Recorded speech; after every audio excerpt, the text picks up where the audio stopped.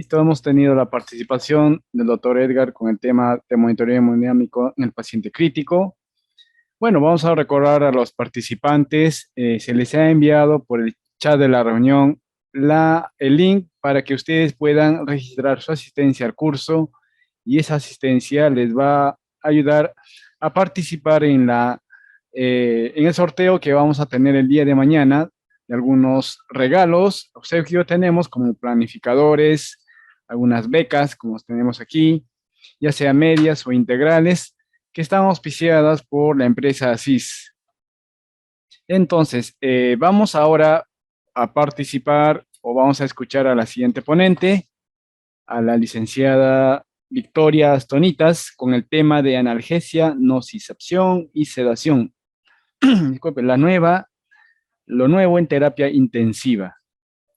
Entonces, vamos a dar una breve explicación de la experiencia que tiene nuestra compañera, que también es parte del equipo de enfermeros, que actualmente la licenciada Astonitas ocupa el cargo de jefa alterna de nuestro servicio. La licenciada Astonitas pues tiene su preparación de pregrado en la Universidad Peruana Cayetano Heredia y tuvo la especialización en la obtención de su especialidad en la Universidad Norbert Wiener. También realizó su estudio de maestría de gestión en salud en la mencionada universidad.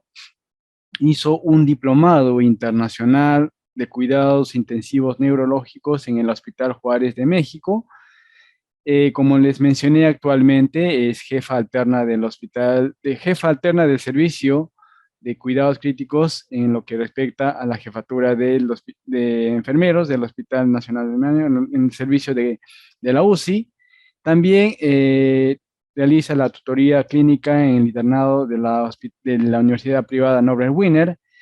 Ha tenido experiencias como supervisora del Departamento de Enfermería, ha sido vicepresidente de la Asociación de Enfermeras Intensivas del Perú, la SOPEIN, y tiene una alta variedad de experiencia como ponente, como disertadora, inclusive organizadora de múltiples eventos relacionados a la especialidad. Entonces, si estamos ahí, licenciadas Tonitas, para que pueda ayudarnos con la disertación, justamente ahí la vemos. Eh, Podría quizás compartir las diapositivas mientras que vemos la... Buenas tardes. Ok, muy bien. Entonces, muchísimas gracias, licenciadas Tonitas. Vamos a darle tiempo respectivo a usted para que usted pueda dar la presentación de su tema. Muchas gracias. Continúe con usted. Buenas tardes. Quería primero agradecer, ¿no? A la organización del curso. Estamos celebrando nuestro 29º aniversario y qué más hacerlo como toda unidad de cuidados intensivos, generando conocimiento, ¿no? Conocimiento que enriquezca a todos los profesionales que elaboramos dentro de las terapias intensivas, ¿no? Estemos donde estemos, la especialidad es una de las especialidades que se caracteriza mucho por la actualización, es necesario, ¿no? En la práctica. Y entonces vamos a tocar este tema, que es muy importante y que siempre es fundamental, ¿no? En nuestro diario quehacer, porque estamos hablando de analgesia y sedación. Y bueno, si sacamos estadísticas, nosotros tenemos más del 70%, quizás hasta el 80% de nuestros pacientes con estas dos terapias, ¿no? Tanto infusión de sedantes como infusión de analgésicos. Y todos nuestros pacientes deben ser monitorizados correctamente en este ámbito. ¿Y por qué? ¿No? Porque ¿qué pasa con nuestro paciente crítico, ¿no? Como lo vemos ahí. Generalmente está invadido, ha sido, ¿no? Se le ha realizado diferentes procedimientos, desde la intubación, la colocación de catéteres, líneas, sondas, ¿no? Y muchos otros aditamentos que tiene. Y esto hace que ese paciente no pueda comunicarse definitivamente, ¿no? Quizás ya en la fase de destete podría ser, pero en la fase inicial, este paciente no nos va a poder decir cómo se siente, o si hay dolor o no hay dolor. Adicionalmente a eso, nosotros sabemos que nuestros pacientes pues están alejados de la familia, ¿no? Están en un ambiente extraño, incluso muchos dirían, como lo explicó Nazareno más temprano, hasta un poco hostil, ¿no? Y vimos también en uno de los videos que nos presentó como el ruido, ¿no? ¿Cuánto podemos nosotros tolerar ese ruido? Y cómo nuestros pacientes a veces tienen que estar dentro de ese ambiente, ¿no? Entonces tenemos que ir pensando en cómo ellos se deben sentir desde esa perspectiva de paciente. Adicionalmente han perdido toda la orientación en el espacio y el tiempo.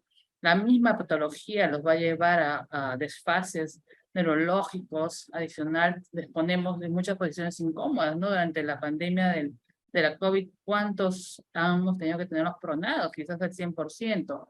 ¿No? Que es una posición que no es normal. Muy pocas personas optamos por esa posición en nuestra vida diaria, ¿no? También nuestros pacientes están sometidos a la ventilación mecánica y tienen una dependencia completa con el personal. Toda esta gama genera estrés y todo eso también lleva a una respuesta, que es administrar la pseudoanalgesia, como antes se llamaba, ¿no? Pero que esto también ha cambiado, ¿no? Ahora ya no decimos que hay que pseudoanalgesiar, sino hay que analgesiar primero y sedar después. ¿Por qué? Porque todo esto que hemos visto, no todo lo que hemos mencionado, la incapacidad de moverse, el tener catéteres y tubos, genera dolor, ¿no? Que ellos no nos pueden expresar, pero se puede medir ese dolor. Entonces, eso hay que tener presente, ¿no? Entonces hay que tener en cuenta que nuestros pacientes experimentan estas situaciones que hemos mencionado donde está en un estado completo de ansiedad, disconfort, ¿no? Desasosiego, incluso agitación y dolor, como les decía, ¿no? Dolor que actualmente se considera el quinto signo vital, ¿no? Y que mucha literatura nos recomienda de que ese paciente, por más que no pueda expresar, siente dolor, ¿no? Entonces vemos qué es lo más importante, sedarlo o analgesiarlo. Esa era la gran pregunta, ¿no? Sin embargo, pues mucho teoría, muchos estudios nos dicen que tratar el dolor va a producir amnesia y eso a la larga también va a producir confort, ¿no? En la recuperación y que la sedación va dirigido más que todo a calmar la ansiedad y generar una hipnosis en el paciente, ¿no? Llevándolo al sueño y al olvido en conjunto. Y esto se traduce en comodidad, en confort, ¿no? Que es lo que nosotros que nos dedicamos a la asistencia directa del paciente buscamos, ¿no? Darle confort, comodidad, ¿no? Entonces, ¿será lo mismo? ¿Será lo mismo sedar y analgesiar? Y acá les traigo una frase, ¿no? Un estudio, no más que una frase, pero que refleja lo que muchas veces pasa en nuestros servicios. Y no sé, ustedes pónganse a analizar en su día a día, en las unidades donde ustedes laboran. ¿Es cierto? Y miren eso, esta conclusión de un estudio que se realizó. Dice, se analizó el control adecuado del dolor en pacientes con trauma durante el inicio de su estadía en UCI, o sea, en la fase más crítica, ¿no? Posiblemente en las 72 primeras horas. Y dice que 47 de esos pacientes, poco menos de la mitad, refiere que su dolor era severo. No era tan agudo, tan severo, que con lo que se le estaba administrando no era suficiente para calmarlo. Sin embargo, el 95% de los médicos y el 81% de las enfermeras que evaluaron a estos pacientes habían concluido que el control del dolor era el adecuado. Entonces, ahí pues no es lo que se surge a veces en estos pacientes por lo mismo que no nos pueden expresar, ¿no? El nivel del dolor, no podemos evaluar adecuadamente y ahí viene la subvaloración del dolor, ¿no? Y por eso quizás decimos está agitado, tiene un mal despertar, pero quizás está con dolor y quiera manifestarlo de alguna forma. Entonces, para esto, para poder valorar bien qué nos están sirviendo, qué estamos usando nosotros para valorar este dolor actualmente. Generalmente usamos escalas, ¿no? Escalas que nos ayuden a determinar si se ha controlado ese dolor. ¿Por qué? Porque si no controlamos ese dolor, vamos a tener todos estos problemas, ¿no es cierto? Vamos a tener un paciente que, bueno, mejor dicho, vamos a tener problemas como agitación, delirio incluso. Entonces, rápidamente tenemos que hacer que el paciente entre en confort, ¿no? Que esté calmado, que esté cooperador. Eso es nuestro objetivo. Entonces, la analgesia va primero, ¿no? ¿Con qué vamos a analgesiar? Generalmente nosotros analgesiamos con opioides, ¿no es cierto? Lo más usado es el fentanilo. En algunos centros también usan el remifentanilo. Si hablamos a nivel de MINSA, generalmente fentanilo por los costos, ¿no? En la analgesia multimodal, ¿no? Es decir, la sinergia con otros analgésicos, no solamente con fentanilo, sino sinergia con algunos AINES o algún otro medicamento que podría disminuir o podría coadyuvar a aliviar ese dolor. Y luego nos piden que la sedación sea mínima. Porque ¿qué es lo que nosotros buscamos en nuestros pacientes? A menos que esté en la fase crítica aguda, ¿no? De un trauma neurológico, un neurocrítico, un shock muy grave. Lo que nosotros buscamos en general cuando ya ha pasado la fase aguda es de que ese paciente pues nos pueda colaborar, que no esté muy dormido, ¿no? Y nuestro objetivo generalmente es un RASS de -3. ¿No? Quiere decir que un paciente que despierta, que nos puede entender, ¿no?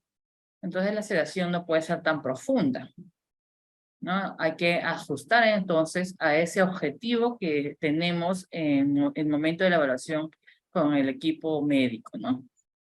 Y evitar la sedación a menos que esté justificada, como en los casos que ya les había mencionado. Y luego algo de lo que hablaba también temprano, ¿no? Nuestro colega Nazareno, y es cuidados centrados en la familia y paciente, un poquito de lo que se llama parte de la inmunización de la UCI, ¿no? Participar con la familia, modulación del ambiente, cero ruidos, musicoterapia, no musicoterapia a base de cumbia, ¿no? Sino músicas adecuadas, ¿no? Que nos ayudan a promover el sueño. Y algo que hemos visto también con la médico de terapeuta, ¿no? La movilización precoz, ¿no? La importancia realmente básica, fundamental, de que hagamos movilización precoz, ¿no? ¿Para qué? Para prevenir, pues, el dolor, la ansiedad y esa inmovilización. Esos son los objetivos que nosotros buscamos en este paciente, sea de cualquier patología en general, ¿no? Nuestro paciente. ¿Por qué? Porque, ¿qué nos dicen las guías, no? De que se sugiere la adaptación de estrategias que promuevan primero la prevención del dolor, ¿no? Es desde las etapas primarias. Y hay que crear o adaptar protocolos, ¿no? Que todos usemos, que todos podamos manejar en forma conjunta, ¿no? Ese es un objetivo quizás institucional de todo el equipo multidisciplinario que trabaja en una unidad de cuidados intensivos, ¿no? Promover la sedación más ligera, ¿no? Evitar quizá, también dice las benzodiazepinas, pero lamentablemente nosotros lo que tenemos más en el mercado pues es el midazolam. También estamos usando el propofol, pero en líneas generales, no sé, en la mayoría de los hospitales usamos el midazolam, ¿no? En infusión. Pero esa es la recomendación, ¿no? Y tiene alto nivel de evidencia. No, porque ya sabemos que es el estrés físico y psicológico que es de este paciente, pues va a estimular definitivamente el sistema nervioso autónomo. Y esta respuesta va a generar pues que se eleve la producción de todas las catecolaminas, cortisol, ¿no? Todos los marcadores que van a traer pues consecuencias como taquicardia, hipertensión, incluso hiperglicemia, ¿no? Disminución de toda la función de el tejido o de los linfocitos, ¿no? Los granulocitos, también alteración de todos los factores de coagulación, ¿no? Por eso también los pacientes tienen alto riesgo de coagulopatías, ¿no? Adicionalmente, la inmovilización también que es consecuencia de este estado del paciente, va a generar que esta inmovilización pueda provocar incluso complicaciones pulmonares, que si es que no están bien manejada esa analgesia y esa sedación, pues por la agitación, se vaya a ver desplazamiento de dispositivos, o extubaciones, salida de vías, de alguna sonda, ¿no? O quizás inducción de respuesta médica errónea a la sedación o a los antihipertensivos, ¿no? Y esto podría generar lo que mencionaba, ¿no? El síndrome de estrés post-UCI o la síndrome post-UCI, ¿no? Que ya hay estudios que se están vislumbrando de cuáles son las consecuencias a largo plazo de nuestros pacientes, ¿no? De aquellos pacientes que logran salir de la unidad de cuidados intensivos y se reinsertan a su familia, quizás con algunas lesiones, pero también hay lesiones psicológicas, ¿no? Que vienen a tallar dentro de esta fase posterior a la unidad de cuidados intensivos. Ay, bueno.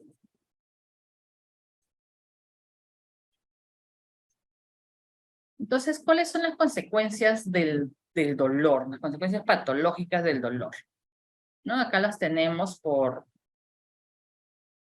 sistemas, ¿no? Cardiovascular, ya sabemos, generalmente hipertensión, taquicardia, aumento de resistencias, pero quizás si tenemos este caso, por ejemplo, un paciente con dolor que está hipertenso en ese momento o con una presión normal, quizás solamente sea en respuesta al dolor, y si calmamos el dolor va a generar nuevamente la caída de la presión y vamos a ver realmente cómo es ese paciente, ¿no? Hemos visto hace un momento todo lo que era un poco de monitoreo hemodinámico, ¿no? Y eso también podría haber afectado o podría estar afectando la respuesta del paciente, ¿no? A nivel pulmonar incluso puede haber hipoxia, atelectasias, disminución de la tos, de la fuerza de tos, ¿no?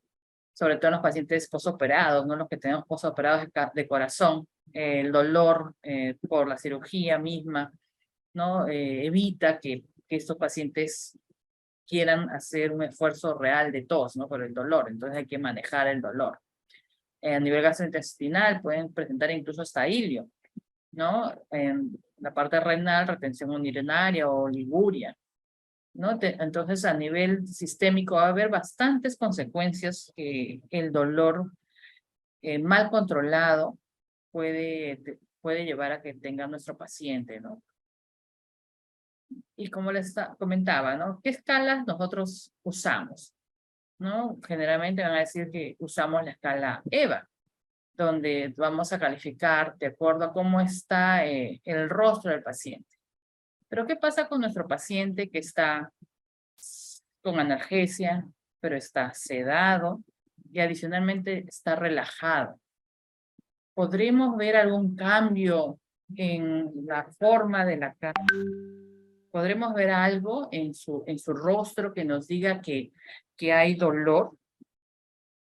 ¿O no podremos verlo?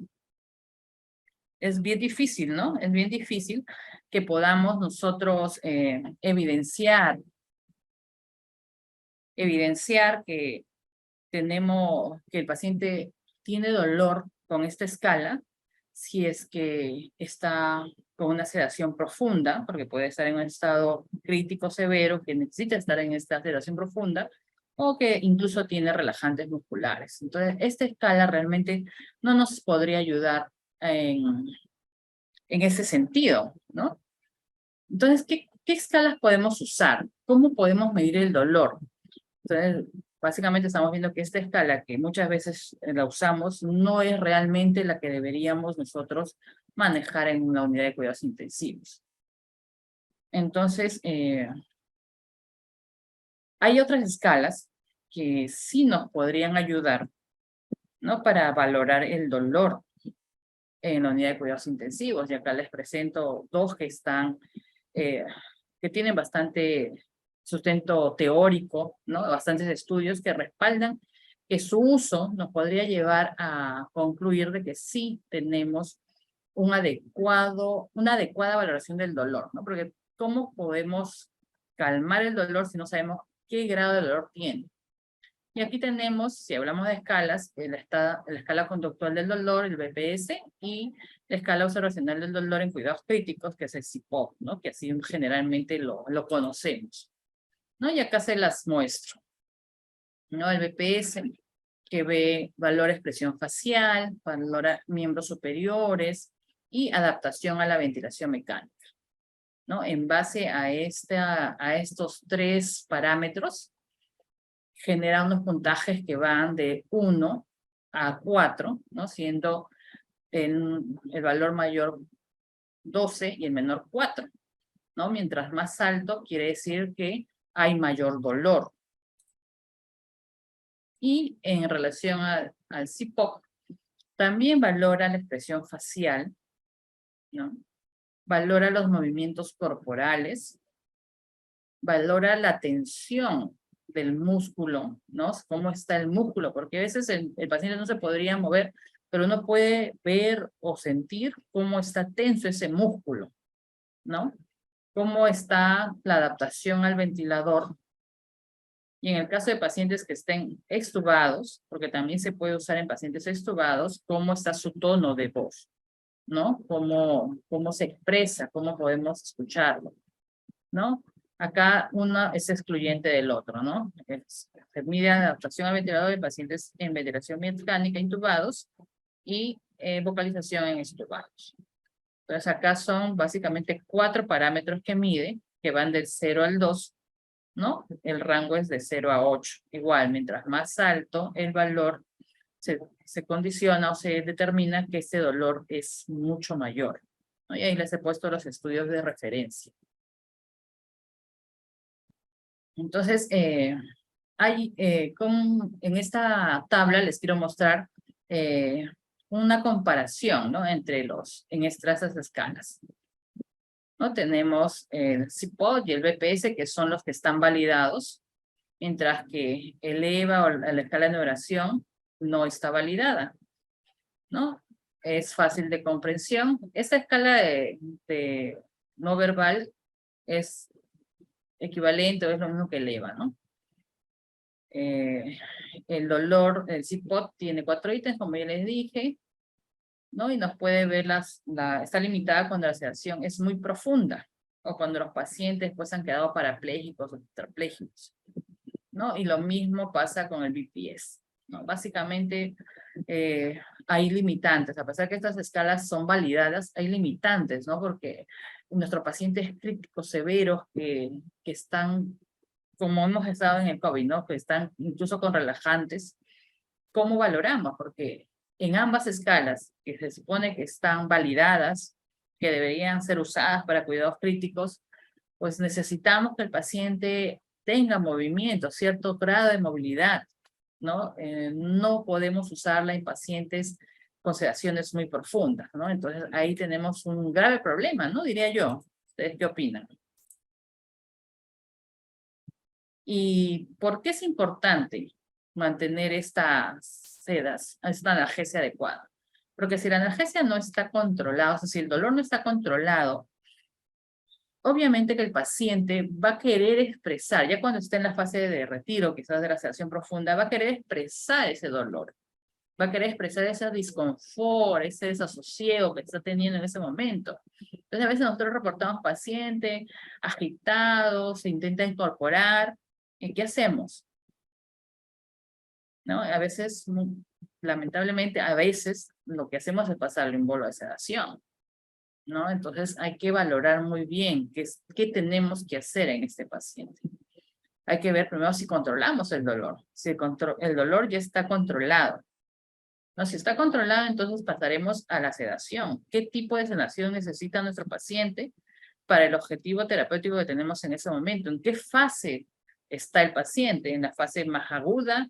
¿Ya está en la fase quizás de recuperación? ¿No? Entonces, en relación a eso, vamos a valorar qué sedación necesita el paciente. Y ahí también vamos a usar escalas, ¿no? Ahí les he colocado las que más conocemos, ¿no? La MAS, la Ramsay, pero que generalmente ya no usamos. Bueno, al menos en nuestra unidad usamos la escala Russell, ¿no? Y acá la tenemos, ¿no? Que esta es la que creo yo actualmente se usa más, ¿no? Acá este es un estudio del 2021, por ejemplo, ¿no? Donde también la recomiendan. ¿Y por qué? Porque esta escala nos permite ver o nos permite evaluar y determinar el estado del paciente hacia los dos lados, ¿no? Hacia el estado de sedación y hacia el estado de agitación. Entonces, eso es importante, ¿no? Es más útil con una sola herramienta poder ver ambos lados. Es realmente bueno, ¿no? Y entonces acá quiero que vean hacia la parte de sedación, ¿no? ¿Cómo nosotros vamos a evaluar? Porque también no es que simplemente se mira al paciente y bueno, yo termino que esté -2, -3, ¿no? Sino hay que hacer cierta actividad que permita evaluar la respuesta, ¿no? Por ejemplo, si yo solamente con mi voz normal, así suave como la tengo, ustedes también le decimos, ¿no? Señor Juan, señora Rosa, míreme. Si ese paciente abre los ojos y me mira por más de 10 segundos, entonces es RAS de -1. Si abre los ojos, me mira y luego los cierra, es RAS de -2. Si simplemente intenta mirarme, ¿no? Intenta abrir los ojos, hace un movimiento que sí me ha entendido, me ha escuchado, ese es el RAS de -3. ¿No? Y los pongo así para que más o menos dilucidemos cómo estamos evaluando la escala, porque es importante cómo se hace la valoración, ¿no? Porque si yo voy y le hablo fuerte, entonces ya no estamos cumpliendo con la escala. La evaluación o el resultado de esa valoración no va a ser la correcta. Entonces, introspectivamente veamos cómo estamos haciendo la valoración del RAS. Ahora, si con esa primera actividad no logro ningún movimiento, no logro ninguna respuesta, entonces pasaré a la parte táctil, ¿no es cierto? Tocar, frotar suavemente, sea el esternón o el hombro, suavemente, ¿no? No señor, sino suavemente, y ver cuál es la respuesta. Si ese movimiento suave, que yo le hago suave, que yo le hago, hay algún tipo de estímulo, algún tipo de reacción a ese estímulo, entonces es un RAS de -4. Pero si a pesar de que lo he tocado suavemente, no hay ninguna reacción, entonces es un RAS de -5. Y ahí está bien claro, ¿no? Es un tocamiento, un frote suave, ¿no? Porque si yo lo estimulo en una manera muy agresiva, puedo tener respuesta, pero ¿será la correcta? ¿Estaré haciendo bien mi valoración de sedación? No tenemos que ver también mucho o saber, no solamente saber los valores, sino saber cómo se hace la valoración de la misma, ¿no? Y por el lado superior de los números en positivo, como lo ven acá, pues tenemos un paciente que podría estar inquieto, ¿no? Moviéndose, mirando, la fase quizás angustiada, ¿no? Y es un RAS de +1. Algo está pasando, algo le molesta. ¿Qué puedo hacer para que no continúe agitándose más? Hay que ver, ¿está controlando el dolor? Quizás puede ser, hice un confort o alguien vino, le sacó una muestra, ¿no? El personal del laboratorio y dejó una tapita por ahí que nos ha pasado a nosotros y le está fastidiando en la espalda. O se arrugó la ropa de cama y está en este plan el paciente, ¿no? Que quiere que hay algo en su espalda que le molesta. Averigüemos qué le pasa. Ahora, si ya los movimientos no tienen sentido, ¿no? Ya está más agitado, ya comienza a hacer sincronía, entonces ya es un RAS de +2. Si ya se retira o intenta retirarse de catéteres y tubos, ya es +3. O sea, intenta retirarse, no es que porque hizo un movimiento se le sale, sino que él intenta retirarse. O sea, el paciente intenta, lleva su mano hacia los tubos, las vías, los catéteres, las conexiones, ¿no? O también hay veces el paciente está en un estado de agitación tal, ¿no? Que intenta incluso agredir al personal, ¿no? Entonces ya está peligroso, combativo. Entonces ahí ya se valoraría un RAS de +4. Pero hay veces ustedes se habrán dado que nuestros pacientes pueden estar tranquilos, sin algún contacto, pero apenas hay un contacto, se pasan al grado de agitación. Entonces ahí debe haber algo más que podamos ir valorando en conjuntamente con la parte médica, quizás ya está en un proceso de agitación, ¿no? De delirio, que puede ser tratado ya con otro tipo de medicamentos. Entonces, ¿cuál sería la mejor forma de brindarle a este paciente analgesia y sedación? ¿No? Por ejemplo, ¿qué es lo que... Primero saber para qué queremos brindar analgesia, para qué queremos brindar sedación, ¿no? Entonces, por ejemplo, En un paciente que queremos dar una sedación rápida, quizás para hacer un procedimiento, y en ese momento disminuir su estado de conciencia, entonces hay que evaluar las escalas, quizás administrar midazolam, propofol o incluso desmetomidina. Y si queremos una sedación más prolongada, podemos usar pues midazolam, lorazepam, propofol, que es lo que nos recomiendan, ¿no? Ahí están los niveles de recomendación. Y usar la interrupción diaria que tiene un nivel de interrupción diaria, ¿no? De 1B. Pero eso todo tiene que ser coordinado, ¿no? Porque a veces podríamos querer hacerlo, pero sin el monitoreo continuo, podríamos tener pacientes que se autoextuben o se autorretiren algunos equipos o vías, ¿no? Entonces, si se va a hacer este proceso en coordinación, ¿no? Con el equipo de trabajo, con el médico, la enfermera tiene que darse, o alguien tiene que quedarse monitorizando, ¿no? Cerca, para poder ver cuál es la reacción del paciente al quitarle la sedación en esos momentos, ¿no? Y aparte, eso es previo a un estudio de cómo está todo su medio interno, ¿no? Y si el paciente está agitado, entonces tenemos que ver si esta agitación es por dolor, ¿se dan cuenta? O sea, lo primero que tenemos que pensar cuando tenemos un paciente agitado es si es por dolor, porque el dolor es lo que le va a generar esa agitación en muchos de los casos.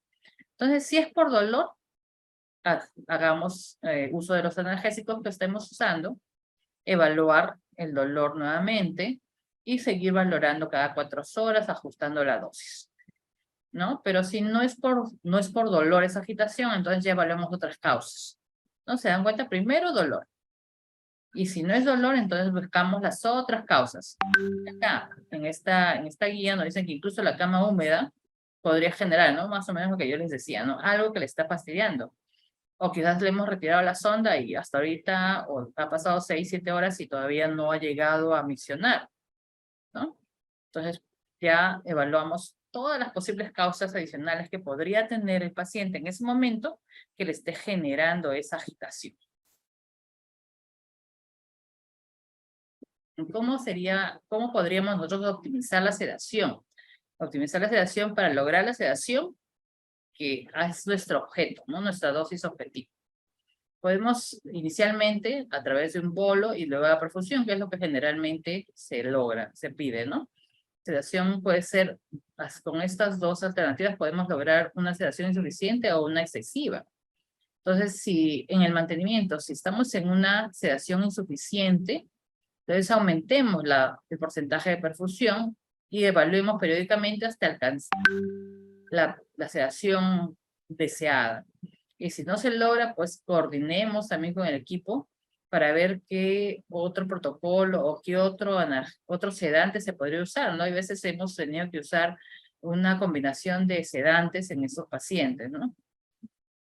Y finalmente para la retirada también debe ser progresiva y secuencial, ¿no? Progresiva en el caso del midazolam, que se debe ir disminuyendo hasta suspender, ¿no? E incluso con esas paradas diarias también se puede.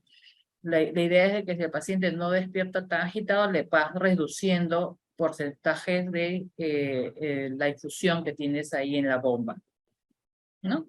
Y si la sedación es excesiva, entonces lo que tienes que hacer lo contrario en el mantenimiento. Ir disminuyendo la perfusión y revaluando periódicamente, y la retirada también va a ser en forma progresiva.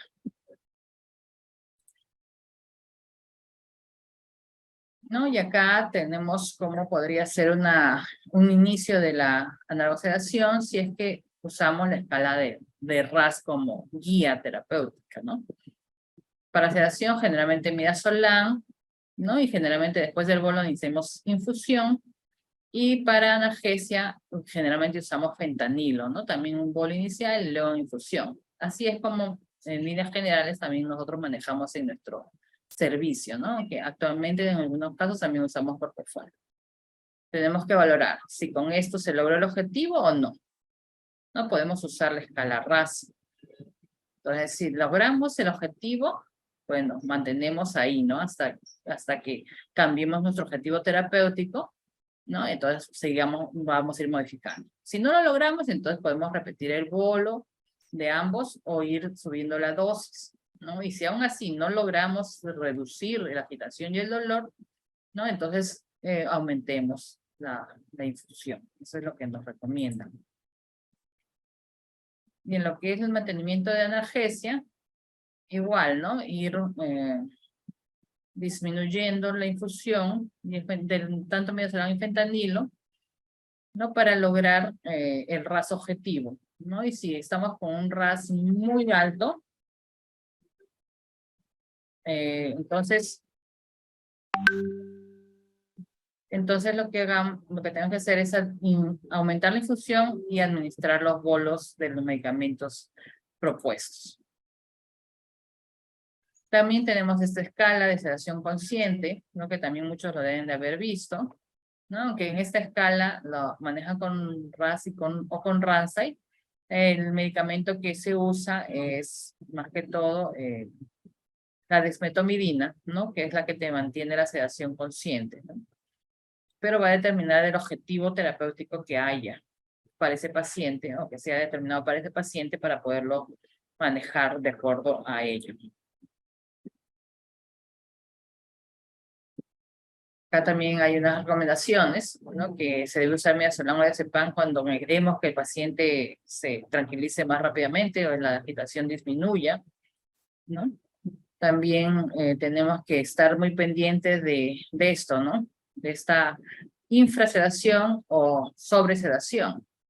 Porque si mantenemos al paciente en estos estados, pues el paciente generalmente va a entrar en un delirio, sobre todo si está en una fase que todavía no requiere estar con ese tipo de respuestas.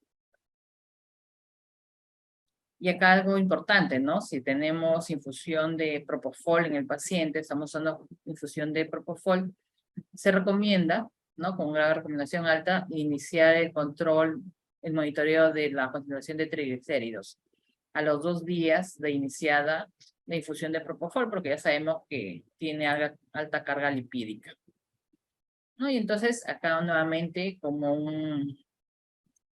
el componente de las medidas de ABCDF para mantener lo que es la analgosedación, ¿no? Siempre estas guías, estos paquetes de medidas, te hablan de controlar el dolor primero, valorar el estado de conciencia y evitar que llegue al delirio.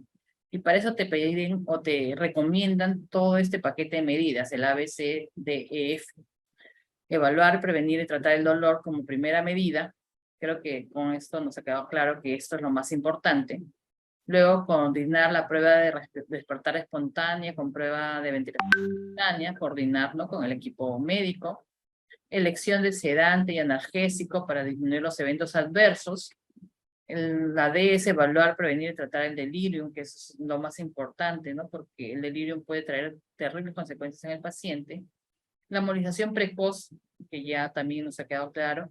Y la inclusión de la familia en el cuidado, ¿no? Que esa es la parte que quizás todavía nos falta un poco seguir avanzando dentro de nuestras unidades de cuidados intensivos. ¿Qué más? Se recomienda el uso de guías, ¿no? Eso tiene un grado alto de evidencia. E incluso hay algunas literaturas que recomiendan la implementación de protocolos guiados o manejados por enfermería, ¿no? Con una pauta terapéutica y se puede ir titulando las drogas. En relación al delirium, nosotros tenemos que tener en cuenta que tanto el uso de opioides y benzodiazepinas pues genera síndrome de abstinencia, ¿no? Entonces, por eso es que se debería limitar su uso prolongado, ¿no? Dependiendo del caso que tengamos del paciente, se va a poder hacer, ¿no? Esta recomendación.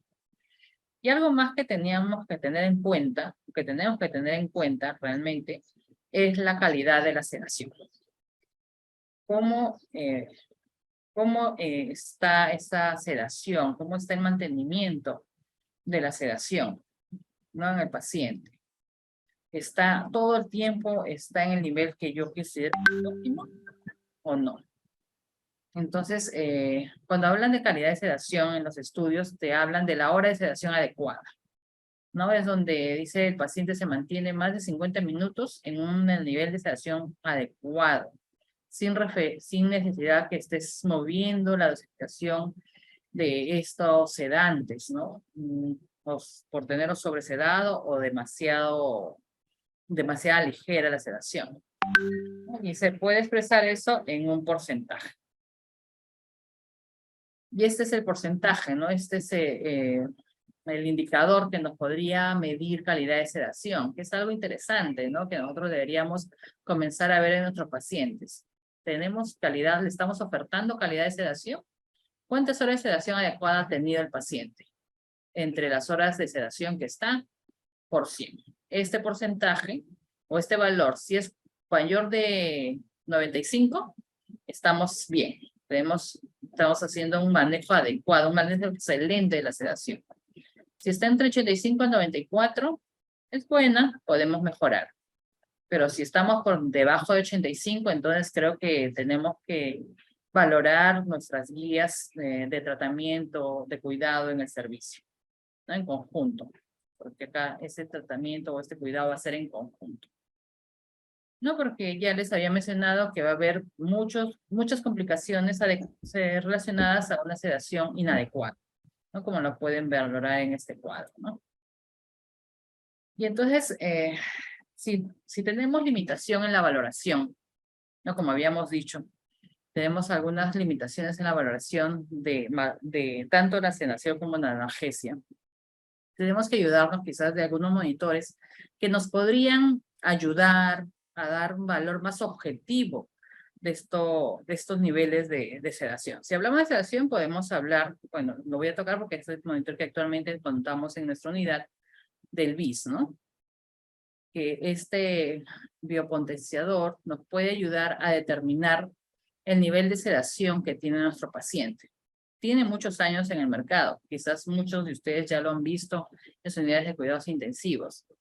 En nuestro hospital sí es algo que recién ha ingresado, ¿no? A veces por los costos y muchas otras cosas, pero al menos podemos decir que ya lo tenemos en la unidad y podemos usarlo y ver las bondades del equipo, ¿no? En líneas generales, este monitor nos va a ayudar a saber si nuestro paciente está en un estado de sedación adecuada, ¿no? Si el valor que me representa me dice que está bien sedado y de acuerdo al objetivo que yo necesito. Adicionalmente a esto me va a dar unos valores donde mide la electroencefalografía y la electromiografía, ¿no? Y la electromiografía me puede determinar si hay movimiento, ¿no? Movimiento del paciente, que quiere decir que el paciente tiene algún contacto, ¿no? Hay algún sentido de orientación, ¿no? O de conexión con el medio ambiente. Y la electromiografía igualmente. Mientras más bajo sea este valor, y ustedes lo van a ver en las pantallas, más recta es la curva. Quiere decir que hay momentos que el paciente no tiene ondas, ¿no? de encefalografía. Entonces, mientras más ondas o más tiempo sin estas ondas de reacción cerebral, ¿no? Las consecuencias de ese paciente es que va a tener a futuro mayores complicaciones o mayor deterioro en su estado general posterior a su alta, ¿no? Y acá les puse una imagen de nuestros pacientes, ¿no? Monitorizados por el BIS y también ese otro monitor que es el ANI. Bueno, creo que algo importante que hay que recalcar siempre, sobre todo si hay personal nuevo, que quizás no ha podido usar estos equipos, o si el equipo también es de reciente ingreso, siempre gestionar, generar capacitación, ¿no? Para colocar adecuadamente el sensor y no tengamos errores en la medición de las ondas, ¿no? Y se traduzcan esto quizás en una mala interpretación de las mismas. Y otro equipo que también nos puede ayudar, sobre todo si tenemos pacientes que están muy sedados, ¿no? Es este monitor que se llama ANI, que nos mide la respuesta del sistema nervioso autónomo, ¿no? Más que ver el dolor, básicamente lo que nos dicen es de que mide el estímulo nociceptivo, pero nosotros sabemos que ese estímulo está en relación hacia el nivel de dolor que tenga el paciente. Entonces, en el caso de que nuestro paciente esté muy sedado, ¿no? Y que no podamos usar las escalas que hemos estado trabajando hace un momento, que es CIPOP, ¿no? Entonces podemos, si tenemos la tecnología, usar este monitor para determinar si el paciente tiene dolor, ¿no? O no. O sea, determinar la respuesta al estímulo nocitivo y en base a esa respuesta determinar si hay dolor o no. ¿No? Nuestro objetivo es que este valor esté entre 50 a 70. ¿No? Ahí podemos determinar que no, o que el dolor está controlado, ¿no? Porque no hay una respuesta al estímulo nociceptivo en el sistema nervioso autónomo que nos acelere. En este caso, por ejemplo, está en 82. Quiere decir que este paciente está todavía con dolor. Miren, está con propofol de 12. Acá no salió cuánto está el fentanilo. Pero sí podemos decir que quizás no necesita sedación, sino más bien necesita un poco más de analgesia, ¿no? Y por eso es que también ahora se va por separado cada uno. Pueden estar a diferentes dosis, porque necesitamos lograr los objetivos que se nos pide para ese paciente.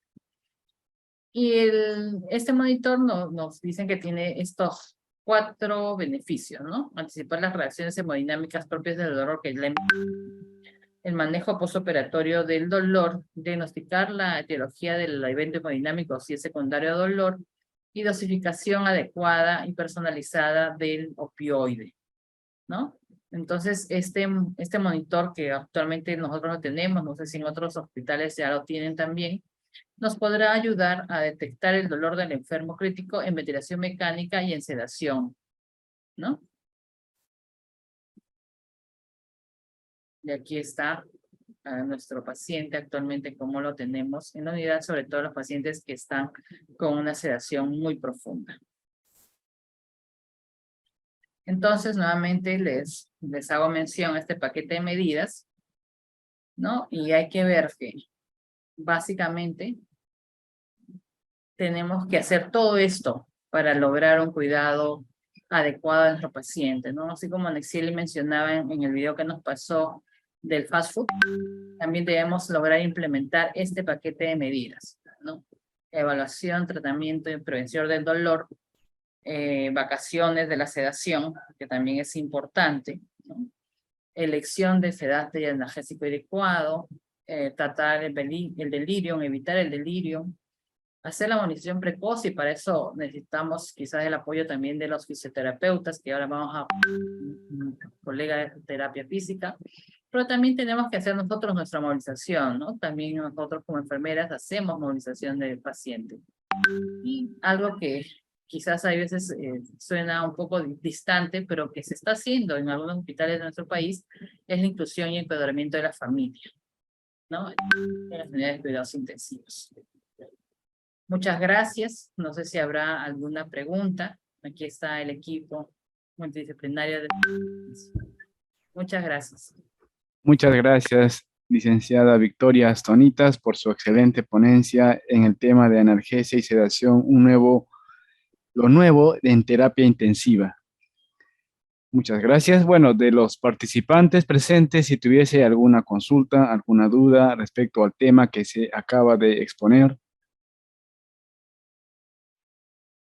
recordando que estamos en nuestro 29º aniversario de la UCI Adultos del Hospital Nacional 2 de Mayo con el tema de atención integral en el paciente crítico, calidad, seguridad e innovación.